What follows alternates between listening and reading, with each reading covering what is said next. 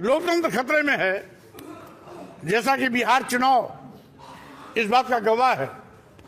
अभी चुनाव प्रचार के दौरान social media, electronic media, print media में बहुत सारे फोटो आए जिसमें भाजपा के मंत्रियों, नेताओं को खदेड़ा जा रहा था, प्रचार नहीं करने दिया गया, क्षेत्र छोड़ के भागना पड़ा।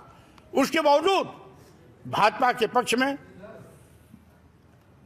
प्रचंड बहुमत की सरकार बनाने का फैसला चौंकाने वाला है।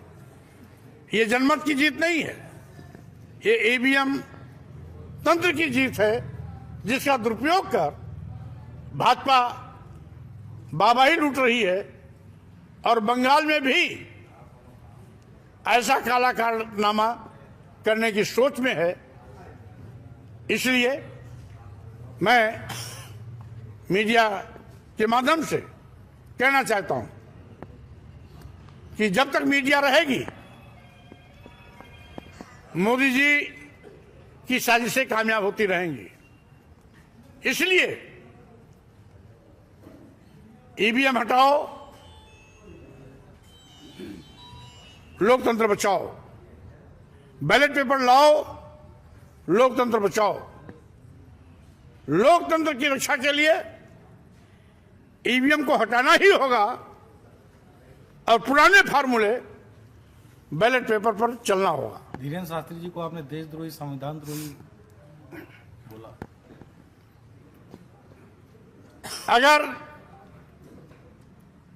संविधान और राष्ट्र के विरोध में कोई काम करेगा तो राष्ट्र विरोधी नहीं होगा तो क्या कहा जाएगा? सब जानते हैं हमारा भारत एक संप्रभु राष्ट्र है, जिसका एक संविधान है जिसे हम भारतीय संविधान कहते हैं। पूरा देश भारतीय संविधान से चलता है। हमारे देश में कई प्रकार के धर्म, संप्रदाय, पंथ हैं। इसलिए हमारे देश का संविधान सभी धर्मों को बराबर सम्मान देता है। इसलिए किसी एक धर्म के नाम पर राष्ट्र की मांग करना, ये संविधान के निर्देशों की अवहेलना है, देश को बंटवारे की ओर ले जाता है।